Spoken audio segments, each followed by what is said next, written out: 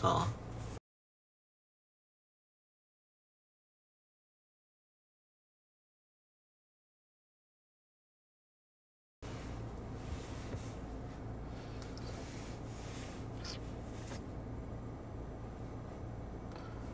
好早。办事儿，出来办事儿了。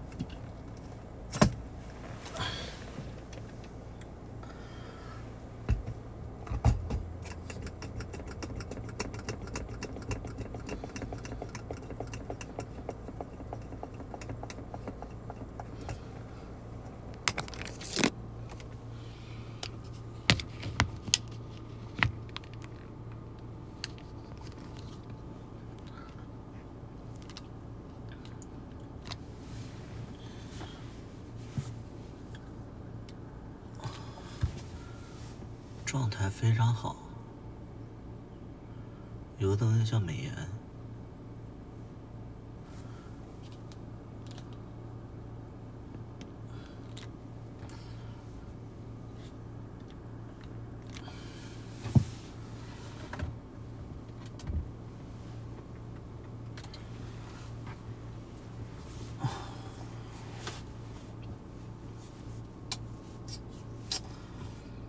小爱同学，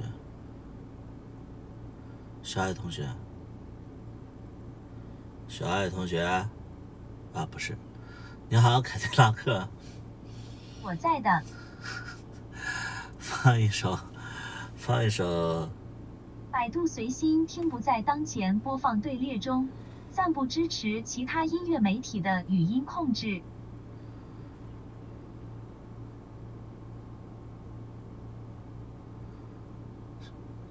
你好，凯迪拉克。我来了。播放，想你就写信。百度随心听不在当前播放队列中，暂不支持其他音乐媒体的语音控制。小爱同学，不是，你好，凯迪拉克。早上好。播放，想你就写信。为你奉上曹阳的《想你就写信》。小大夫在家。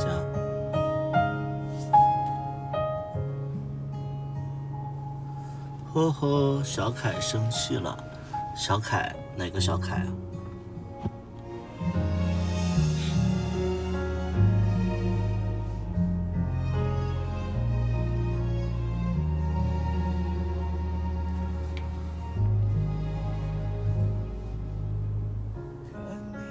我的凯迪拉克，我叫错了，我叫的是小爱同学。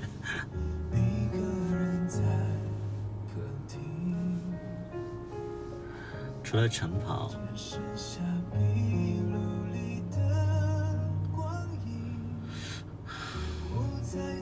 你觉得我像晨跑的样子吗？我现在像晨跑的样子？晨跑带着个表，带着个机械表。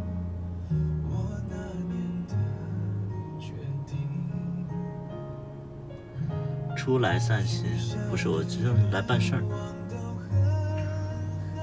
小大夫没有染好，这边他忘了，你看这边他就染上了，这边没染上。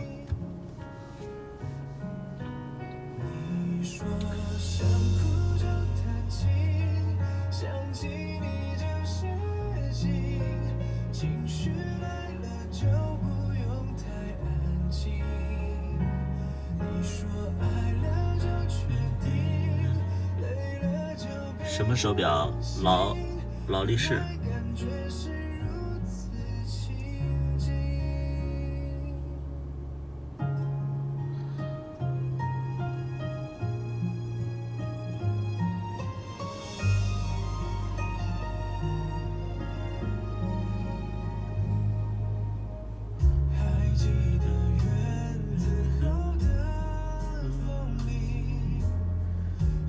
我今天来妈妈家，但是妈妈应该还没有醒，所以我就在车里待一会儿，等8点多再去妈妈家。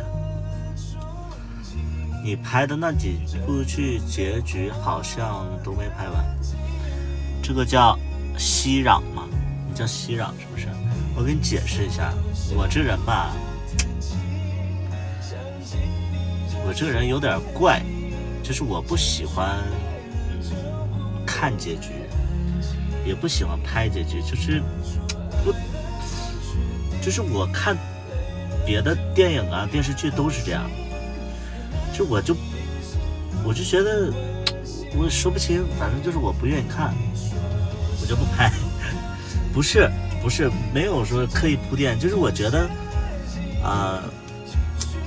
就是一个习惯。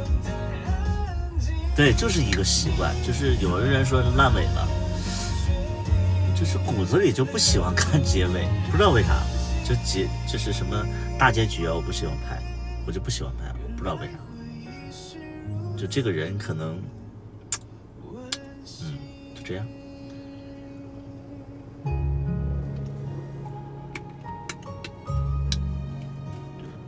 骨子里我就拒绝这个东西，不知道为啥。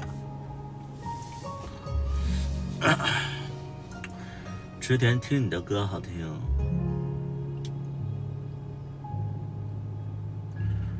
因为故事还在继续。只不过骨子里我不太喜欢结尾，就是任何事情我都不太喜欢看结尾，就我更在乎过程吧，就是性格的缘故吧，你可以这么理解，我也解释不清。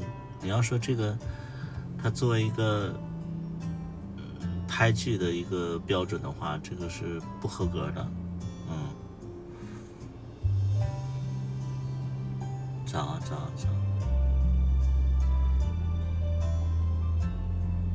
我刚才开车的路上，我还在想，我说下一部戏可能要拍一个就是那个友情，关于友情的，当然是友情撕逼的那种。你之前是喜欢熊叔才换成小鲜肉的吗？那你之前是喜欢熊叔才换成小鲜肉的吗？没懂你说什么。这么早就直播了，因为起得早。熙攘，我没读懂你那句话。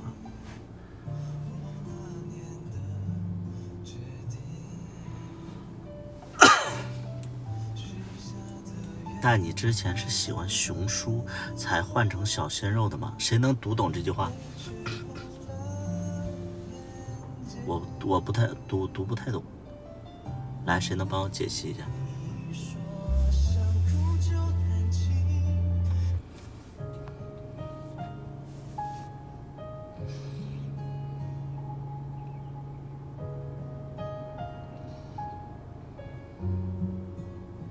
国庆快乐！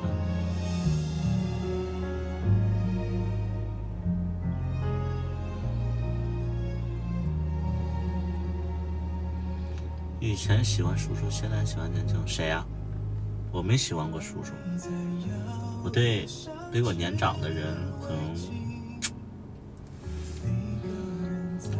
就是感觉就没有那么强烈。我喜欢比我年纪小一点，就小个7、8岁、5、6岁最好。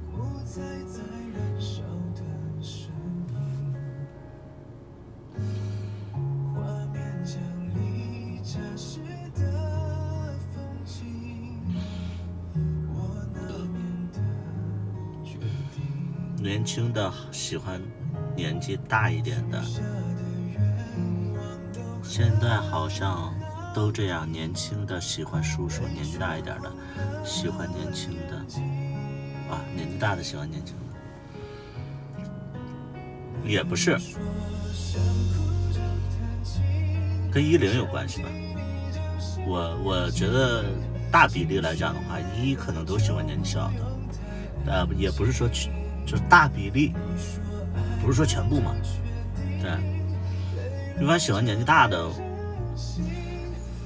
很少有喜欢年龄大的0。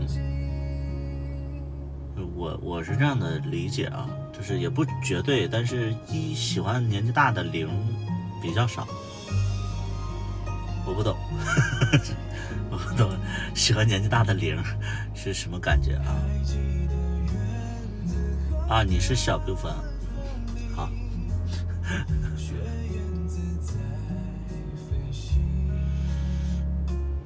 啊，那2个人不是在聊天吗？说中医类不可能喜欢相互换口味吧？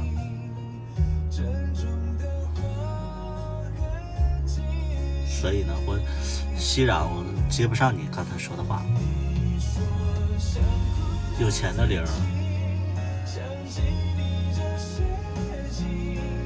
有钱的0，我见过有钱的1，有钱的0比较少，我只能说比较少。穿短袖不冷吗？不冷。深圳现在还30多度呢。小的看成大的成熟，小的看大的成熟，大的看小的青春。喜欢的是好看的，喜欢年纪大的0的朋友，就是可能是因为你年纪小，等再过2年你年纪大了，你也不喜欢年纪大的。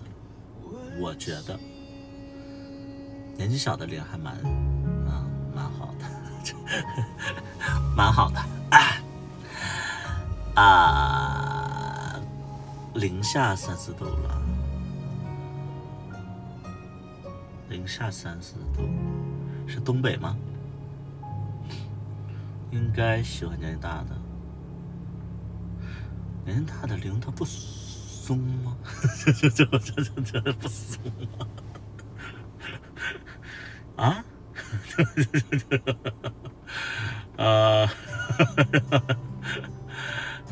山西啊，山西这么冷啊？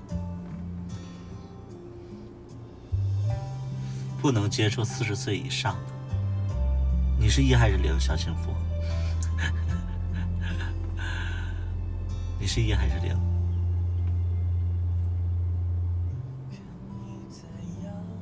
而且有些年纪大的0啊，他到那个一定年纪他就不做0了，你的身体不太行，对。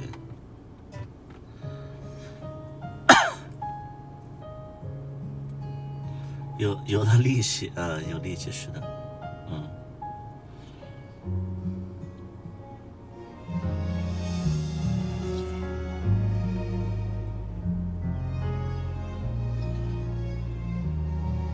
怎么这么白？滤镜啊，滤镜白。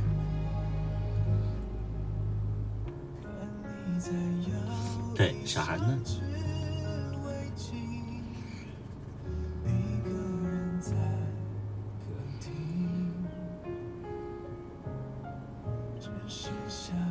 你喜欢老的？你喜欢老的？你是1还是0？小杨。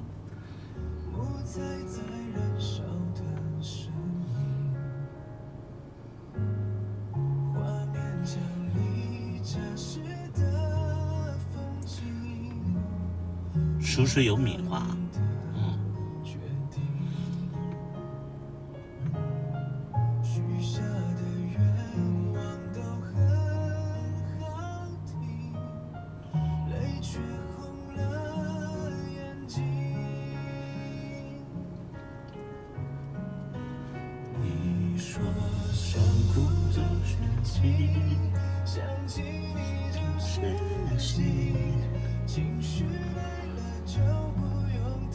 因为没睡好，现在看外面就特别刺眼。就是我等我有车之后，我才明白，就是说，其实，在车上最常用的其实是墨镜，就是车里最常用的其实是墨镜。一个好的墨镜，我觉得很重要。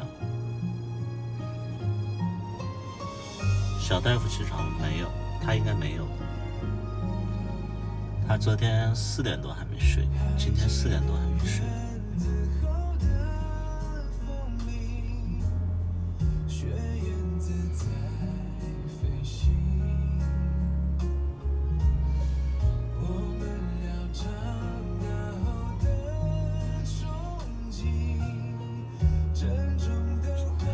我不给他睡，没有啊，他作息有点乱。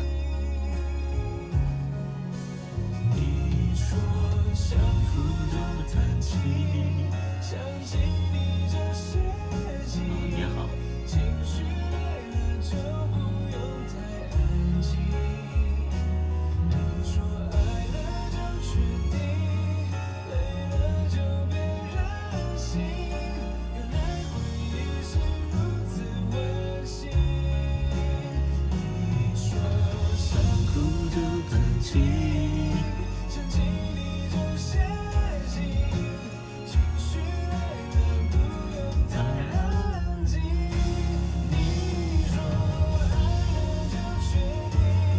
K118，这个 ID 好像很久很久了。这个 K118 你是不是都看了？如果你是同一个人的话，K118 你应该看了7、8年直播了吧 ？K118 不是同一个人吧？我怎么记得傲娇的时候，这个 ID 就有了？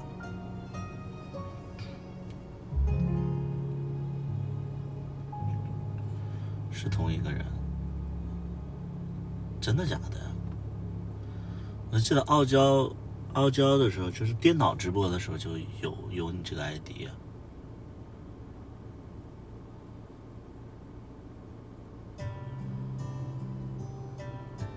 好看，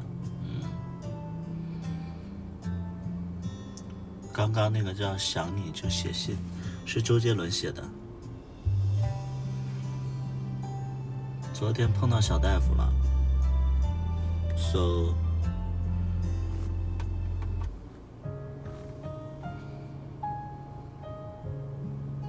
啊，那不是你，那记错了，不是你，那不是你。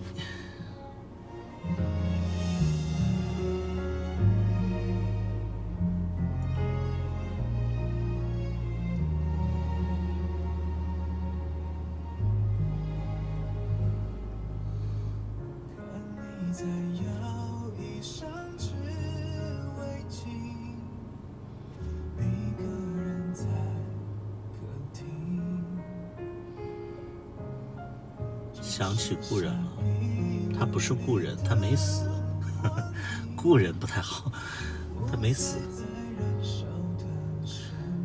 他就是一个粉丝嘛，我对他也不熟，但是我就记得这个 ID 啊，也叫 K118。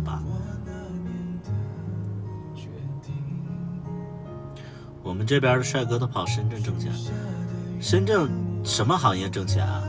反正我赔的一塌糊涂。对呀，我赔的一塌糊涂。深圳什么行业赚钱？啊，按摩按摩师啊，就是深圳的按摩行业很厉害。对，很厉害。就是你在抖音里边啊，深圳按摩就是可多了，他们叫 SPA 啊。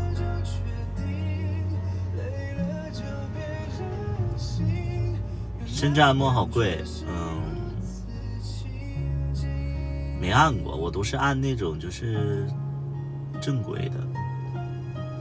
对，就是那个啊，500-600算贵吗？小杨，500-600算贵吗？啊，至少啊，这不是正常价格吗？我不知道啊，我不知道这个 SPA 多少钱啊？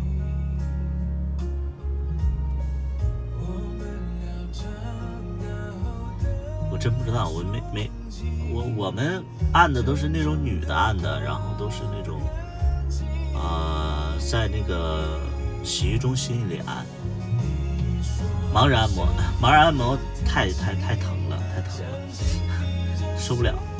盲人按摩是真疼。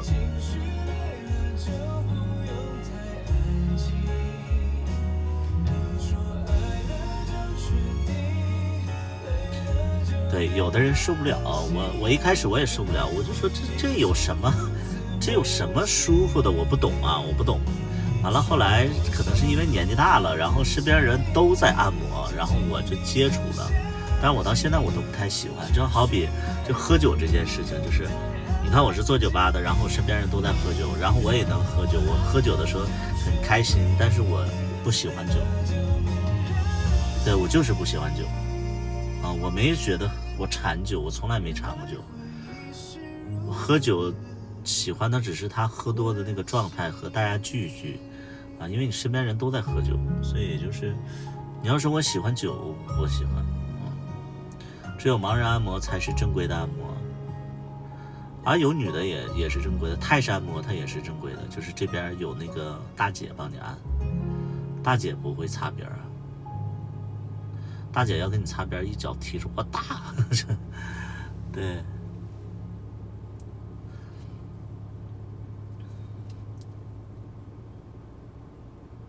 啊，成为老板娘，那个年代好，你现在不会了，那个年代就是挺好的啊。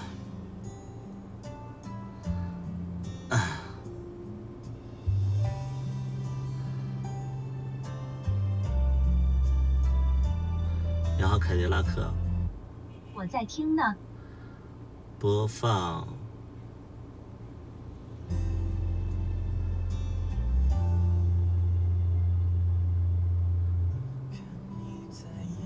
你好，凯迪拉克。我在听呢。播放东宫主题曲。我猜你是不是想听清雪离尘曲算子的初见东宫主题曲？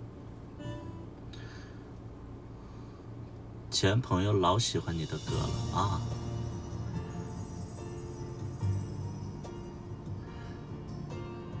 有凯迪拉克。早上好。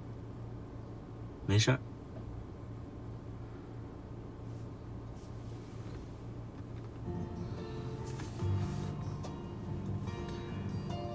给你看看词啊。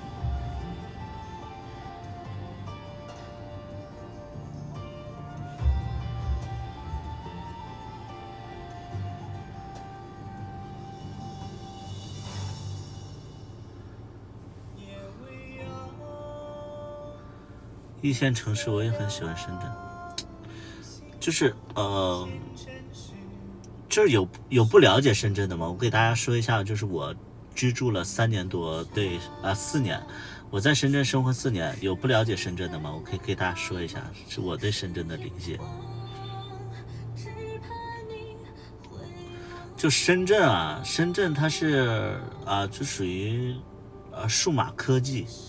然后什么软件啊，什么，就这种东西的一个就是这个城市主要是这些东西在就是发展的比较厉害。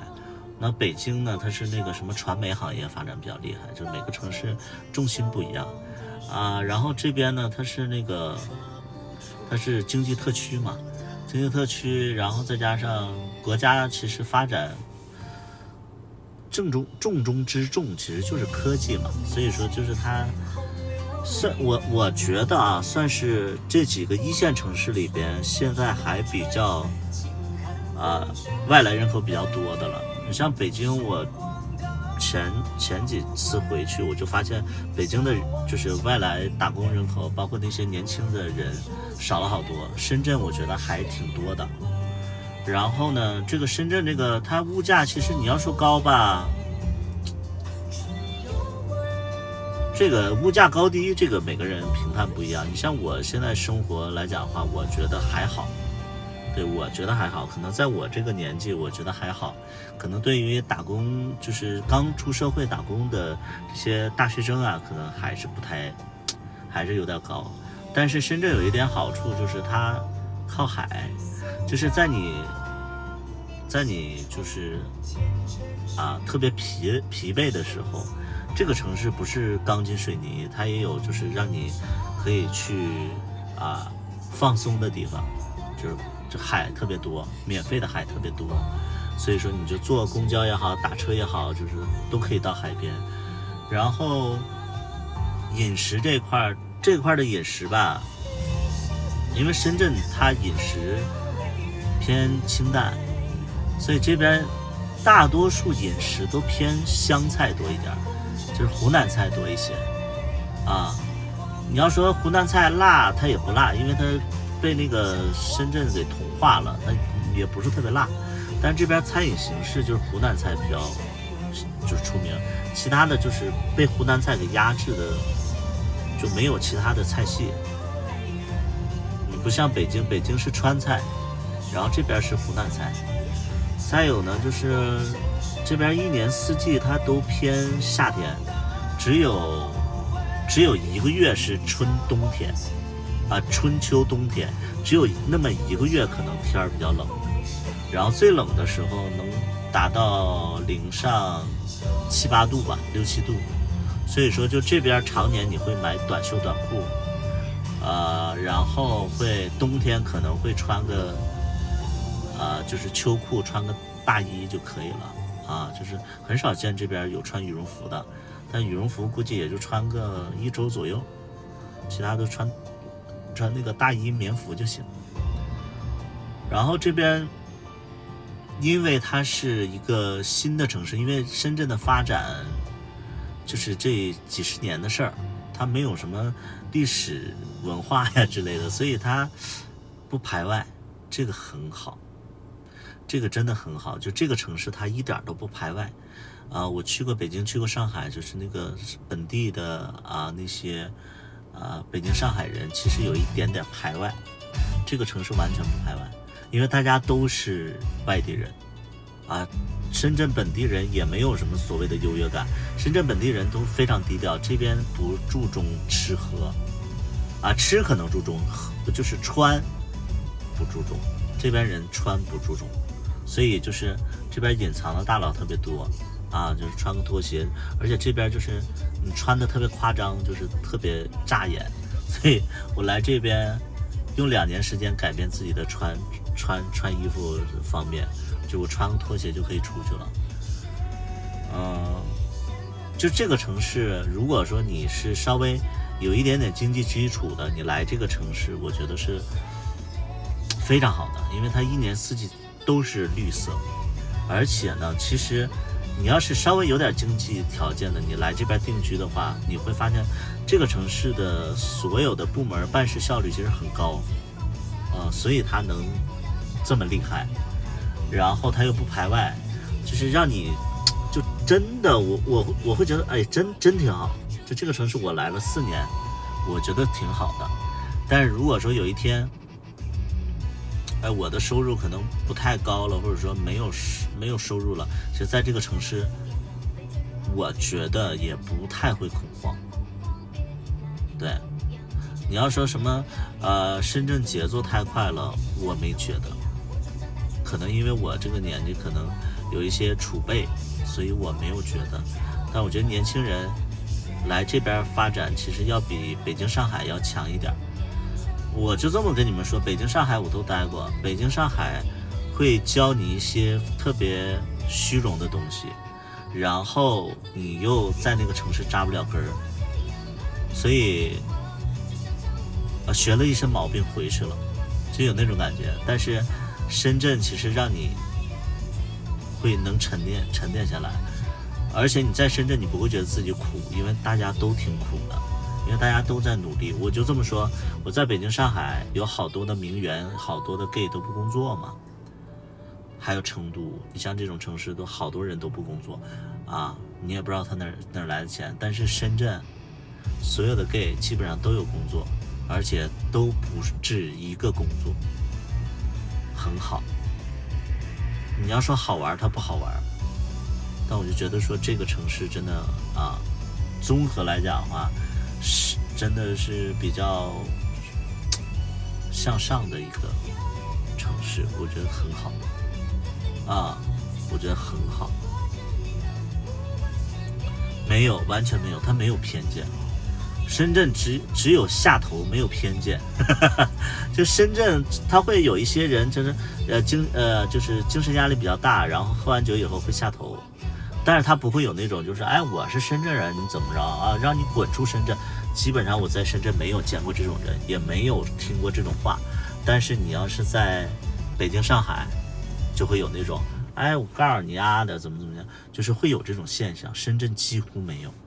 啊，反正我没遇到过，所以这个城市你看它发展时间比较短，但是其实这也是好处，就是它没有那些乱七八糟的事儿，啊，它没有乱七八糟的事儿。你就举一个最简单的例子，我在北京办一些手续的时候，因为我们做生意啊，经常会办一些手续之类的。哎呀妈，北京办个手续老他妈麻烦了。就是哎呀，那个感觉，我不知道有没有在北京做过生意的人，跟我有一个强烈的共鸣的。我在北京，我办任何的手续都，哎呀，慢的呀，就那个，就是你无可奈何，就是你就被他们就是拿捏了，你没有办法，表面上你是一个就是什么。什么精神就是什么他们要服务你之类的，或者说你是就是什么为这个城市做贡献，没有人鸟你那个，没有人鸟你那个。在深圳不用，哎，不用，就咔咔咔一顿办。举一个最简单的例子，我在这边比如说我办暂住证，只要你这些东西全符合，大概1周时间，可能还会提前，你就是不用整那些乱七八糟的事，真的很好。我就在深圳办过好多，比如说税务啊，比如说那个就是居住证啊，包括什么贷款呐，这些东西我就全办。哎，我就觉得很好，效率非常高，不排外，好。就是年轻人，特别是有一定经济基础的，来这边真没错啊，我觉得挺好的。深圳还是会。如果说它能持续这样下去，它的城市建设应该会非常的迅速的，可能会越来越好。而且深圳，你要说消费高，我也见过那种就是租房子大概1500、2000也能租到，对，1500、2000还能租到的那种。深圳有爱情吗？深圳的爱情也有。那如果没有爱情的话，我来这4年，我谈了1、2、3、4、5个，对，我来这边谈了4、5个。那你说我怎么有爱情？对不对？还是有的。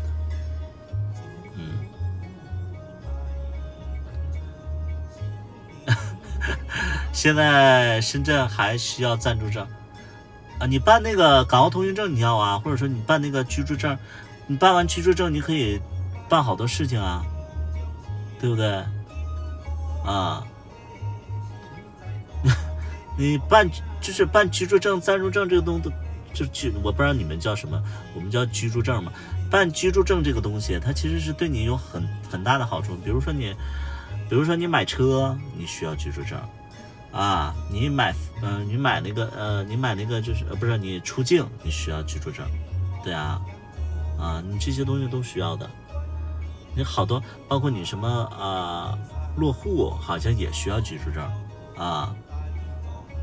你有房子不是可以直接落户吗？不是，要交社保要交社保，然后还要满足什么条件，挺复杂的。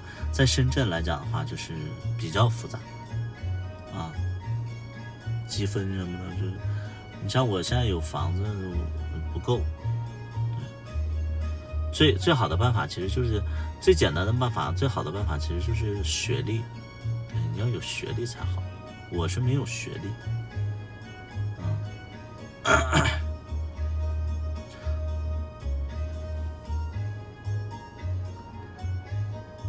所以我真的推荐大家，就是但是深圳就是没就是我觉得深圳是那种什么感觉呢？就是我去北京、去成都、去上海，你能看到那些 gay 神采奕奕的，能看到那些 gay 活得非常的丰富，夜生活吃的东西、穿的东西都非常非常的符合年轻人的那个对大城市的一种幻想。但深圳你对它的幻想就会破灭，因为深圳大家都在做牛马，就是吃东西可能大家吃的也都是那种比较偏潮汕风格的就是没有那么高级的。你像反正深圳大家的风向就不是在享受生活，大家就是在努力，然后在感受不一样，对，感受完全不一样。房贷下个月就要降下来了能降多少啊？我不太懂这个事儿。我也是有一个朋友跟我说可能要降下来，我不太懂，能降多少？你像我贷了160万吧，还是190万，我能降多少？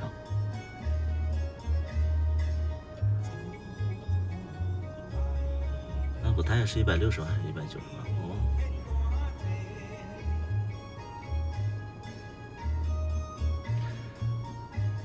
老家那边还有房子吗？我在哈尔滨没有房子。我在哈尔滨的时候，我比较年纪比较小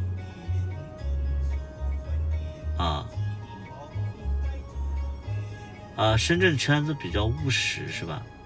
算吧，我觉得挺好的3.6左右，可能是3.6左右，降3.6吗？3.6%是多少？不太懂，你别跟我说了，我也不会，我也算不明白。你别跟我说了，你说完了，我还就是惦记这个事儿。别跟我说。我在黑龙江的时候，我年纪不大，然后等我再回去的时候是25岁。回去1年我就出来了又，我坦白来说，就是我不太喜欢天冷的地方，我这天太冷的地方我有点我会觉得天冷我能接受，但是天冷就是让城市看着非常萧条，我不喜欢那种感觉。就是有的人喜欢东北景那是因为你们不在那边住，我们就是在那边住的话，我们就会觉得说，哎呀，冬天就是一点绿色都没有，然后树光秃秃的，道路上光秃秃的，然后风沙也比较大，我不太会喜欢这种。我来南方城市，我心情就会很好，包括我早上出来的时候，然后我就开车路过那种山，就是深圳是城市里山特别多，然后你开车的时候看见这山上的树木，包括海你会心情非常好，而且特别是早上的时候还有阳光，你会觉得美好的一天开始了，继续加油奋斗，就那种感觉。下雪好看，下完雪就不好看了，下完雪以后就是画的特别脏，我不太喜欢，反正可能是因为我们从小看够了我也没怀念过东北的那个景，我只怀念吃的还行，偶尔吃一吃还可以。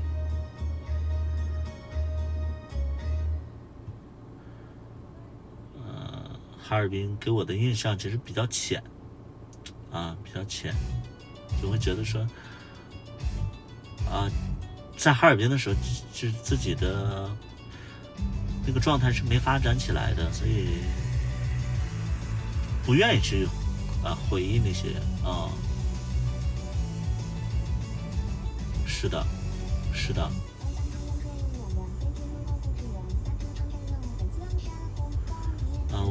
我其实这些年我特别喜欢深圳啊，就是喜欢深圳的这种感觉，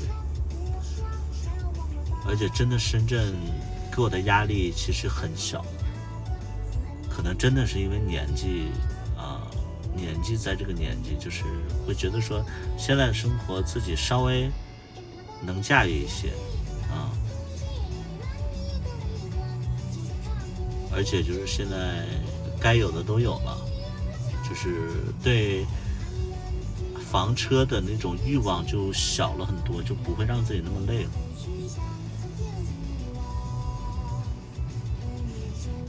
34岁，34岁，然后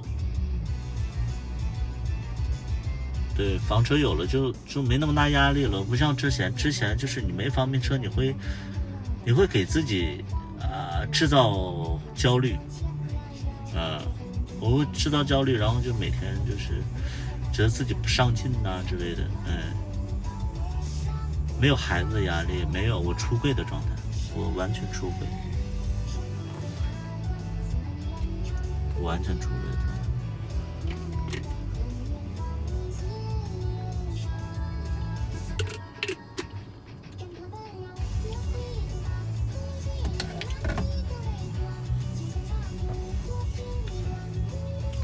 现在更大的压力是，我发现我运气不好，我买房价就开始跌，我做生意就开始疫情就是这样，就是一个红利咱也没赶上，这时代的那个红利咱没赶上，就是没有那个偏财运。你就像我永远去就是什么刮奖包括就是抽奖运气永远不在我这边，就是我唯独的运气，其实我觉得我唯独的运气其实是来源于就是我稍微努一点力，然后效果会很明显，这是我的一个就是天生的属性加成。就我只要努力了7分，我就能有10分的结果，就这种感觉。但是你要是完全不努力的话，你就是完全没有偏运，就那种就是狗屎运什么财运就没有，完全没有，完全没有。长得好看，我觉得我长得非常一般，我觉得我长得非常一般，特别是这个圈子里长得好看太多了，而且就是长得好看也有身材的太多了，这跟长得没关系，我只能说我顺眼。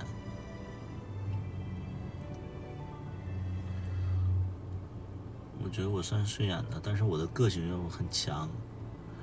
你看我唱歌声音跟别人完全不一样，所以就会有争议人就会觉得说唱的不咋地但是还好这个声音跟别人不一样，但是声音不一样同样也是他们吐槽的点就是这个怎么说呢，你就像有的人会觉得说有的声音特别好听，唱歌特别好，但是这种声音很多，红不了，就大家认同你，但是就是那些所谓的顶尖的人不认同。但是我呢，我是就是顶尖的人可能有点认同我，但是大家不认同我，也白扯。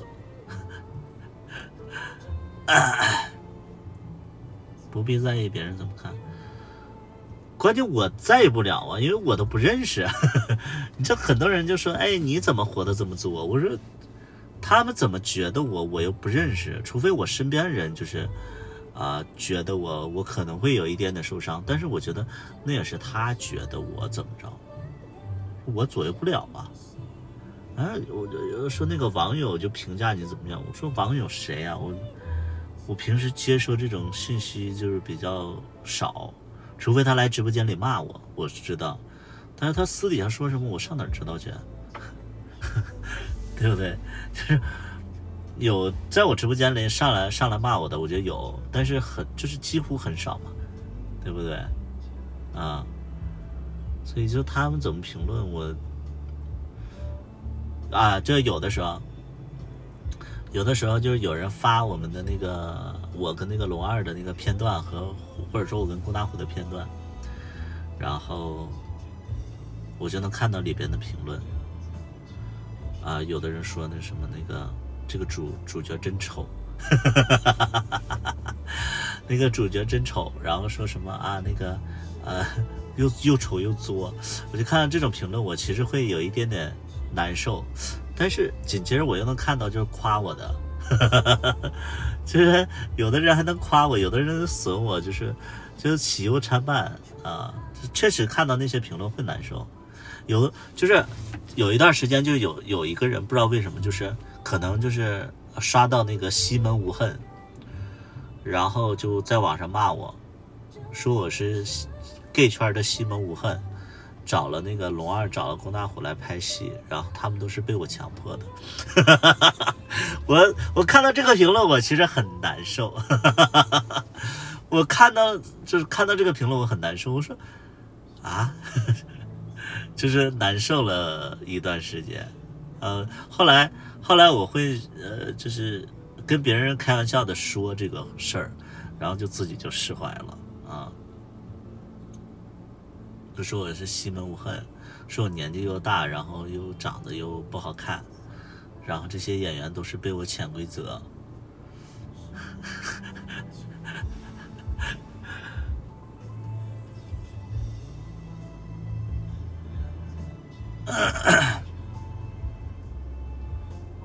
所以就是看到这些评论嘛，会让自己难受。但是我这个人好像就是很容易忘啊，这东西很容易忘的啊。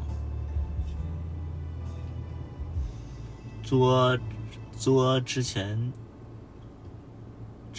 硬角色需要，真潜规则了吗？没有啊，不是，你们要知道，就是演员是你们的菜，不是导演的菜。就是熟悉我的都知道，就是我那些演员没有我喜欢的类型啊，就是那些是你们的菜，不是我的菜。我喜欢不说了，说太多了啊，就感觉不一样。你天天拿你们的标准，然后去衡量我就是选择怎么样的。所以有的人就说那个就是那个说我是什么男神收割机。我说那些人在你们眼里是男神，在我眼里不是男神呢，而且我没收他们呀，对不对？我没收他们呀，啊。欢迎收听由企鹅 FM 独家出品的新品有声小剧《琅琊榜》。觉得你特别帅，喜欢你，然后分享给我朋友，说审美有问题。那你就别分享了。你用什么收的？我没收过呀。我还是那句话，就是那些是你们的男神，不是我的男神。而且他们是你的男神，也是因为这个剧上了之后，你们才会喜欢这个，然后把他们认为是你们的男神。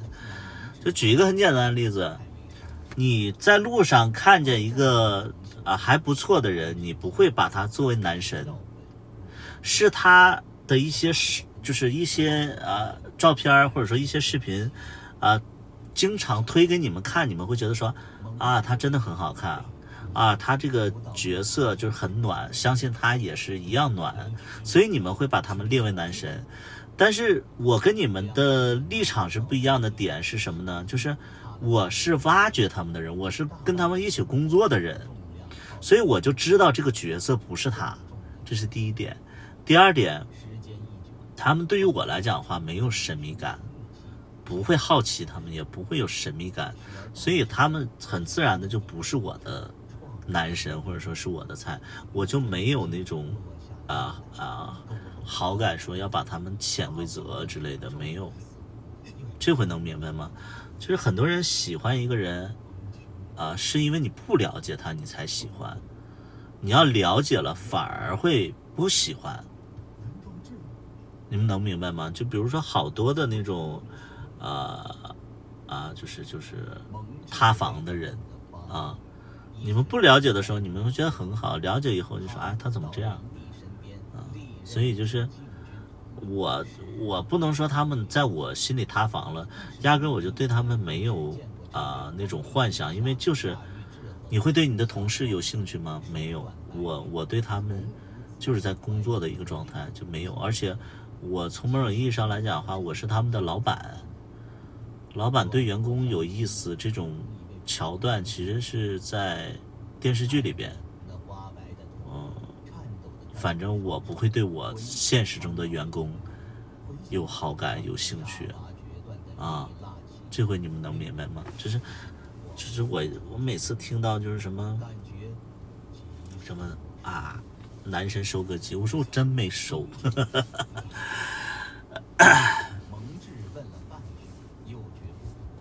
就是我不是你们想象的那样，是你们是先看到了结果，所以你们会好奇过程。我是一直在这个过程里边，所以我就知道结果。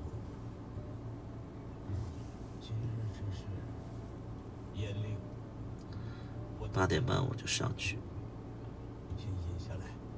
而且我跟大家说句实在话大家都可以录屏的，就是我这个人年纪小的人，我喜欢他可爱，喜欢他身材好，喜欢他爱撒娇。跟我同龄的人，我喜欢他稍微有点上进心，然后有才华，然后有发展。年纪大的人，我可能喜欢他们。年纪大的基本上不太喜欢。年纪大的我喜欢他们什么？年纪大我喜欢他们就是在自己的领域里发光发亮，然后自己很向往他们的生活。就是我要是找同龄人的话，我必须得要求他们什么？就是上进且不乱，然后就是发展的很好，就是有发展前景。但是我身边的同龄人，我跟大家说，就现在是85人，我现在身边的同龄人基本上比我混得好的其实是少数，所以就大部分的人是不上进的，然后就是乱七八糟的生活是乱七八糟的，无论说是对自己没有规划也好，包括对感情比较亵渎也好，就是我不太喜欢那样的人，因为他们的人生我不太认同，这是我对同龄人的要求，他们满足不了我对他们的要求，就是你们能懂吗？你像我今年34岁，如果说一个人他对工作上没有太高的要求，然后34岁还在就是租房子，然后每天还去找别人去约这样的人我能喜欢他什么呢？你们能懂吗？就是你们能懂吗？就是一个人他工作又不上进，完了他又没有未来，然后他又这个岁数了，然后他又很乱，那我能喜欢他什么呢？我不太懂我是金牛座吗？现在星座不又改了吗？我好像又偏白羊座了啊！我现在又偏白羊座了，就好像前一段时间改过一次星座，我现在是白羊座了。喜欢他的绝美。我对同龄人啊，我对他们最大的要求就是说，哎，你要思想要有规划吧，我觉得是啊。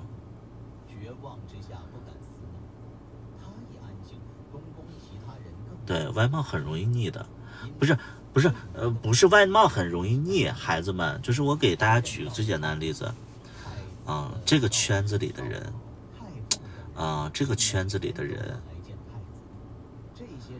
外貌好的，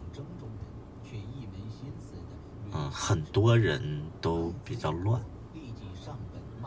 就是你们看到一个男神，但是你们知道他私底下玩的，就是特别乱，然后就是为了钱怎么跟别人在一起，然后就是乱搞之类的，或者说就是天天在这个爱恨纠葛里边，你对他们的好感能剩多少啊？我是完全不行。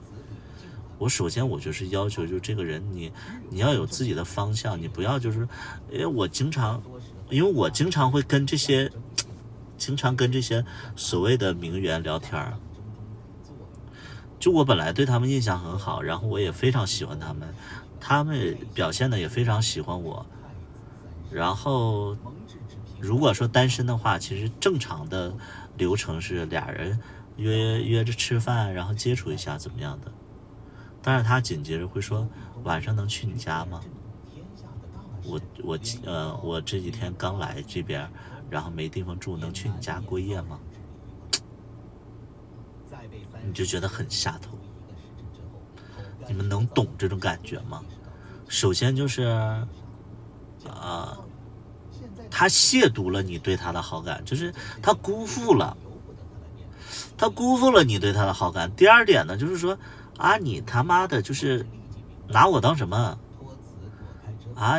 你没地方住，你要去我家，你知道吧？就这种，我就觉得你再男神去吧，我也受不了啊！你能懂不？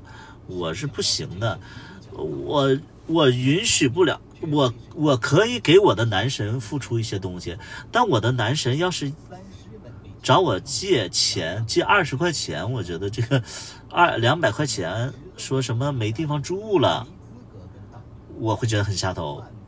但你要说男神，那个怎么地，我会给他。但你要跟我提这个事儿，我就觉得我的男神200块钱都没有，他是不是能骗一点是一点？就这种感觉不行的。我觉得你什么年纪你就要有什么样的储备，你这个是一定的。如果说就是你要没有这样储备，只能说你对人生没有规划，没有规划的话，那你之前干什么了？对 cheap man 对，所以就是我就很多人就说你合作的这么多演员怎么样，我说都不，我不能看他们长相我就跟他们在一起，我不可能啊，他们的长相不足够支撑我对他们有好感，对吧？你长相这个东西，我觉得好看太多了。完全你可以找一个就是看着自己顺眼的，然后且你认同的人，不必找一个就是特别好看的，且就乱七八糟的人，我觉得每个人的观念不一样，我可以为爱情去买单，没问题。我可以为爱情去买单，这个没问题。但是前提是我得认同你，我认同你的点是，就是现在我直播间里我现在直播间里有多少30岁以上的人？我现在直播间里有多少30岁以上的人？30岁以上的请扣1，30岁以上的请扣1，来，我做一下采访。好，30岁以上的人，我跟大家找一下共鸣就30岁以上的，我跟大家找一下共鸣。有多少人之前不在乎别人的物质条件，但现在在乎了？而且在乎他们物质条件，不是因为他们能给予你什么，是起码的就是要同一个阶层的。有多少人认同我这句话？就是我跟大家完整说一下啊，就是我之前我不太在意别人有多少钱，但是我觉得你跟我是同龄人，然后如果说你什么都没有，或者说你显得你很不上进的话，我会很介意，因为我想找的是大家消费水平包括认知水平是尽量是在同一个水平线的人，所以就现在我在乎别人的物质条件了，我之前真的不在乎。当然我现在对小朋友不在乎，但是我对同龄人有这点要求啊，我是一定有这个要求的。就是你想想，我34岁，完了你34岁我跟你说的话你不懂，你会觉得说我好像爱慕虚荣，或者说我太现实了，这个我解释不通，因为你不懂这个关系。那我其实我看的这个东西，就是因为我这个年纪，我接触了一些东西，接触了一些人和事儿了啊，你会觉得他为人处事不大气啊，不大气。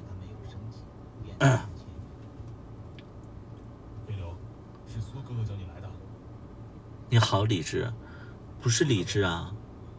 我给大家举一个非常简单的例子，这个是我生活的例子啊，就是我有一个朋友，他开了酒吧，你知道，就是一般的酒吧老板他都会就是请客户吃饭，请客户一方面是客户，一方面是大家玩的比较好的朋友。然后他就会请7、8个人一起吃饭，我们的饭局基本上7、8个人连加酒的话都得1万多，7、8个人加酒的话就是1万多。然后呢，他其实一是想聚一聚，二呢其实没明说，而且就是说这个也不用明说，人家请你吃饭，紧接着他要是开酒吧的，咱们下一场肯定去他酒吧消费嘛。然后我们那天就7、8个人吃完饭以后，然后到他酒吧去消费，结果去那以后没有人就是没有人点酒。然后这个我这个朋友就问我说喝啥酒，我说2瓶明士吧。然后我就说大家都不点酒的话，那我点呗。我点吧，然后我就知道可能接下来面临的一个局面就是我把酒买了，2瓶酒2000块钱，然后他们都没买。事后我其实替这个人不太值，你们能懂吗？就是这个老板花了1万多去请大家吃饭，并不是说让所有人都去买酒，但是我觉得起码的就是其他人你要有一点点就是说就是有一点点自觉性，也不是自觉，就是有一点点就是觉悟吧。就是人家花了1万多请你吃的饭，然后对人情世故，然后到楼下的时候这7、8个人就不买酒。我说那我买吧，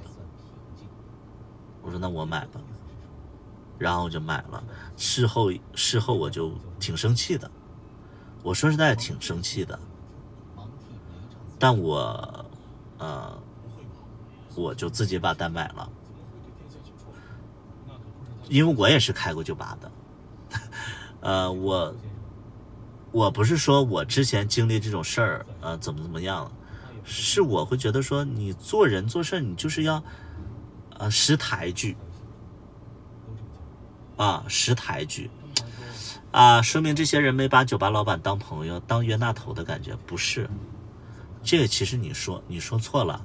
其实这个开酒吧这个老板吧是这么回事，他之前是我的客户，然后他一直都是那种大哥级别的出门在外都是他买单。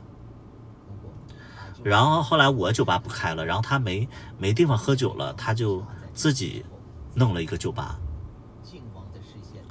所以就是大家请他，就是他请大家吃饭，大家还觉得说是大哥请吃饭，就会你就想想，就好比就是说你叔叔请你吃饭，然后呢，大家就是你就会觉得理所应当，因为他是你的长辈，所以大家就不会说想给叔叔再买个东西去回敬。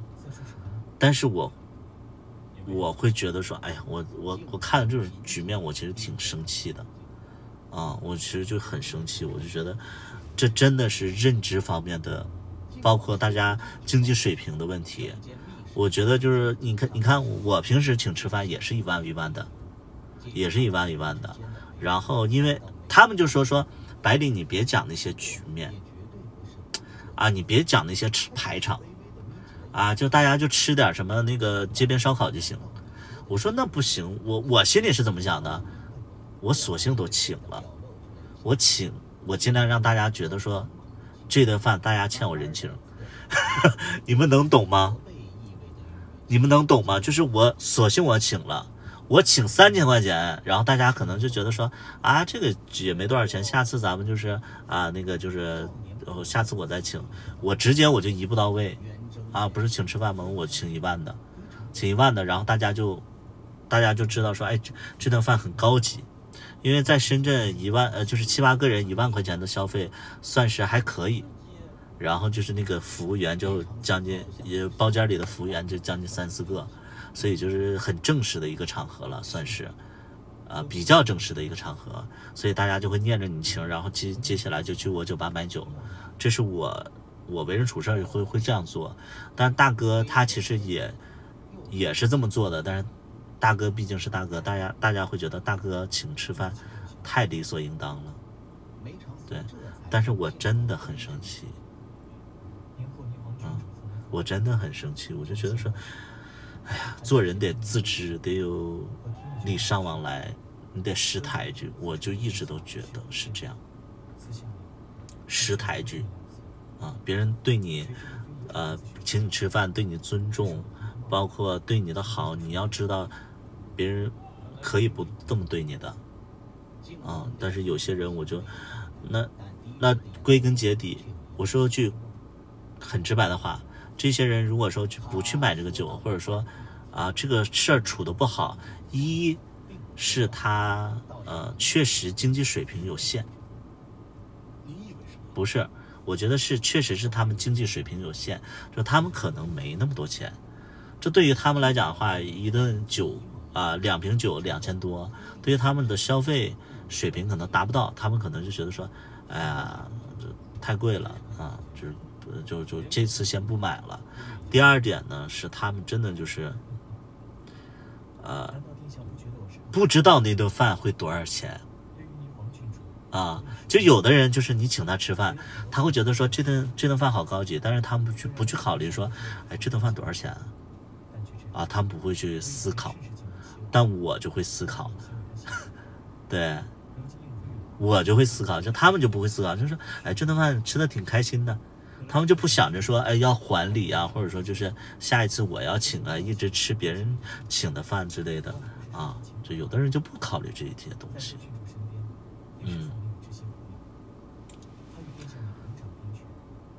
那不筛选一下吗？你要筛选的话，那你的这个朋友层面的人会不会太单一了？你们能懂吗？就是我们交朋友一定会交一些有趣的人，或者说你感兴趣的人。那你感兴趣的人不一定都是有钱人，所以就是在吃饭的时候很容易就把他带过来了，就这种。这个怎么去筛选呢？你筛选了以后，人家又会觉得说你这个人好势利对，你会觉得好势利这个你没有办法筛选。朋友我觉得是各个层面都有，但是我觉得最主要的就是要识抬举，这很重要。呼呼指你好。对，我经常会请大家吃饭，然后你知道我这种人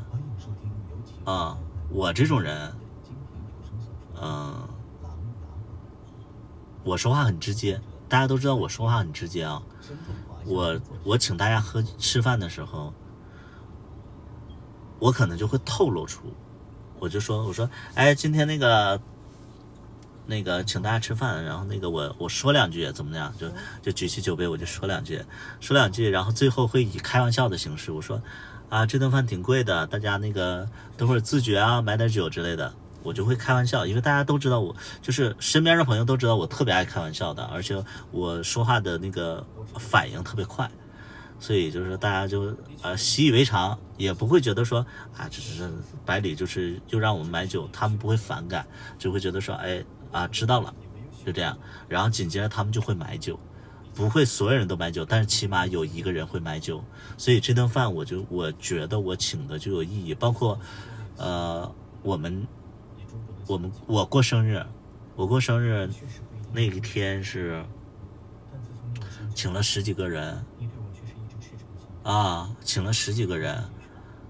将近20人，然后那顿饭也是花了将近1万5、6吧，自己带的酒，那加上带的酒的话，那可能到2万多了，20人2万多，然后我身边的朋友就会给我转红包嘛，转红包，算下来就是正好，就算下来正好，正好，然后我就觉得说，哎，这帮朋友真的是挺好的，就是才会有礼尚往来嘛，你们知道吗？对，礼尚往来，就真的是这样，我就觉得，大家要识趣儿，就你要不识趣儿的话，我觉得这样朋友我不想交。举一个最简单的例子，就前一段时间我不是跟那谁拍过戏吗？我跟阿赞，是我小茉莉里边就是阿赞，我跟阿赞拍过戏。其实我跟阿赞的情分没有到那么近，但是阿赞其实非常因为阿赞其实年纪比他们要大一些，他就知道说这顿饭大概是什么档次，他就会送多少钱的礼物，他就送了我一个 LV 的一个领带，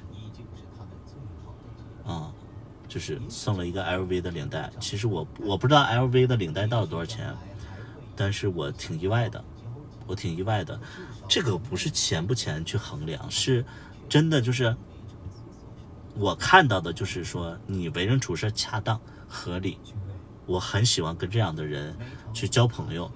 我就知道说带着他，或者说出席他的场合，他会就是会照顾你的情绪，我觉得这很重要这真的很重要。就是比如说你去别人家里边，那你很自然的，你特别是第一次去别人家里，你带个小礼物，有的人就跟傻似的就空手去，但你想你第一次去别人家里，你哪怕带个小香薰蜡烛，人家都会觉得说哎你懂礼貌。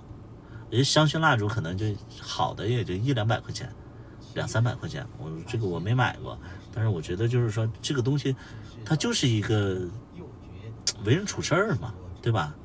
但有的人不注重这些东西，我就不太喜欢我觉得礼多人不怪，真的是这样那你要说你说话没有分寸，我觉得这个都能理解，因为大家都是同辈的人，年轻的人，包括我有的时候说话也没有分寸，但我觉得你行为上你一定要让别人觉得你是懂人情世故，你是在乎的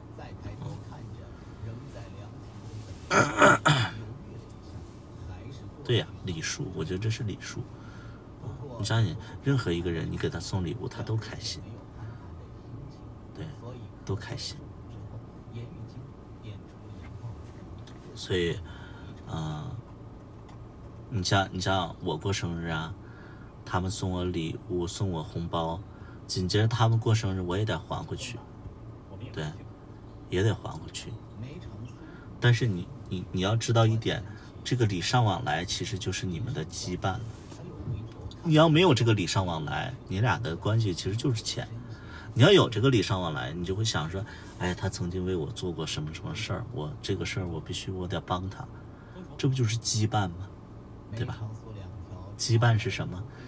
是这个，你麻烦别人，然后有机会你也让别人，就是麻烦你，这我觉得这个太正常了，我们很多段关系都是这样形成的，并不是说我对你要好感，你对我要好感，俩人就有好感就完事儿了，一定是经历一些事儿的，对。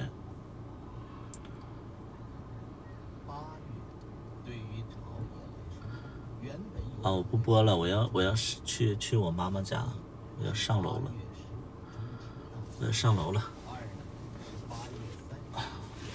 我把车开到车库。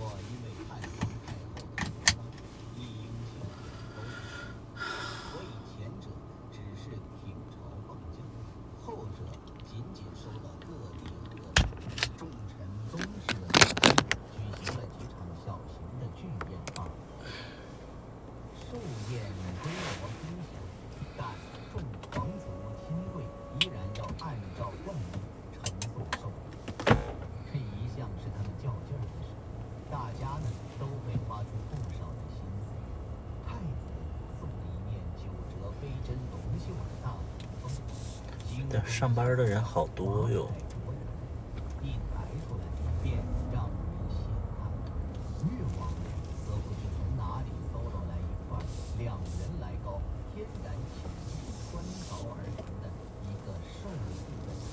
下播了啊，拜拜吧。